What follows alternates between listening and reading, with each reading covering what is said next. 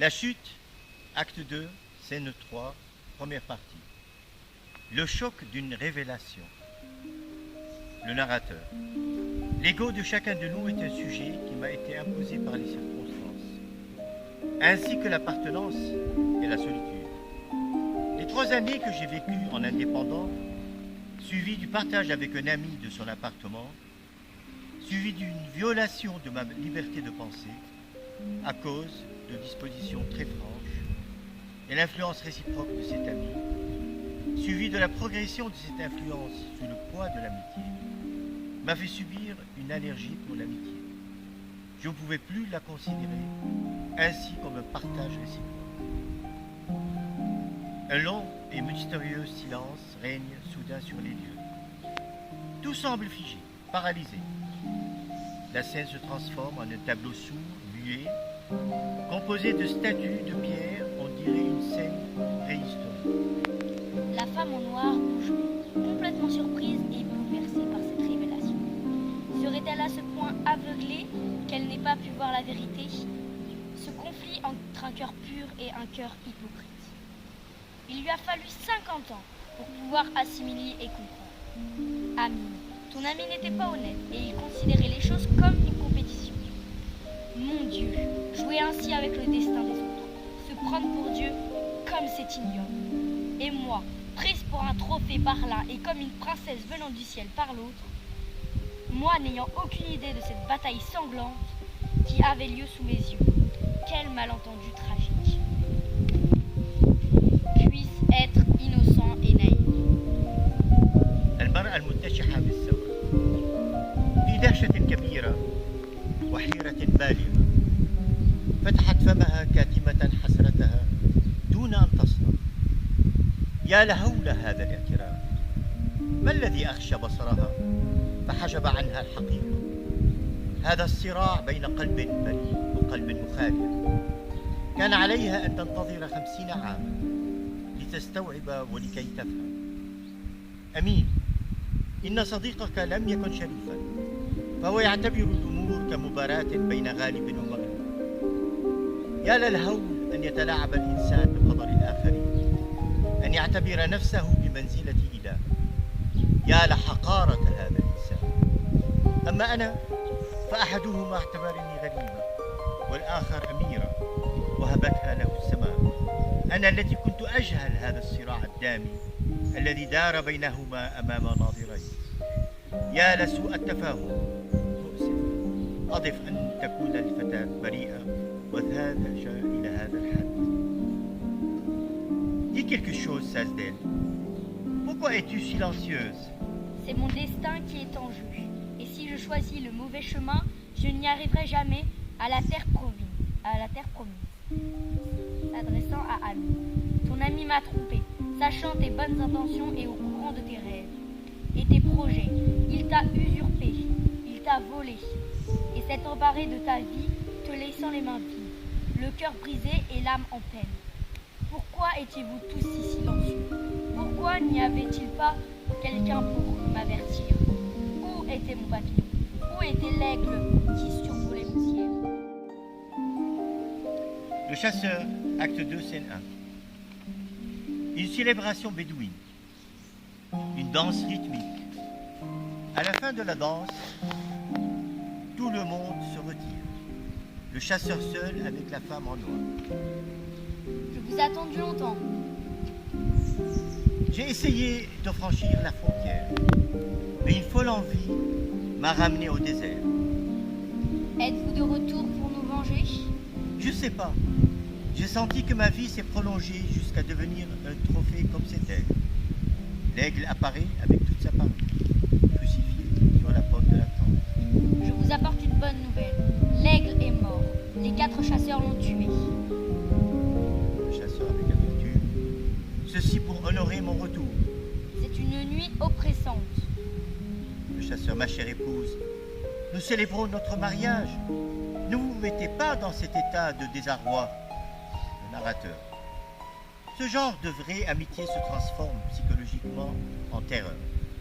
Chaque être humain passe par des circonstances durant lesquelles sa maîtrise de soi-même s'affaiblit, ses nerfs le lâchent, C'est ainsi que j'ai subi cet événement critique pendant que je passais l'examen de fin d'études. Ma confiance dans mon ami était à son apogée.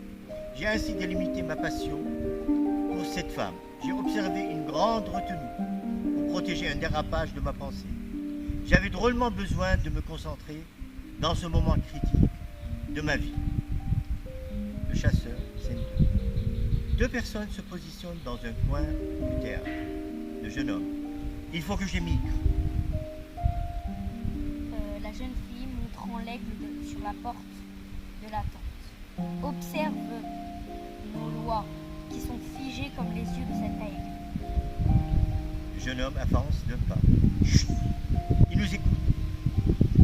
Il raconte qu'il est le nouveau symbole de notre tribu. Le jeune homme avec détermination. Il l'a protégé. Regarde comme il est beau. Ne t'accroche pas à cet être qui est mort. Veux-tu que je m'accroche à des êtres vivants trahis par des envies? L'un qui veut m'émigrer, un autre qui chasse, un troisième qui ensevelit un mort que nous ne connaissons pas d'une poignée de terre, un autre immobile en train de prier pendant que les femmes sont confinées dans un grand espace et qui attendent.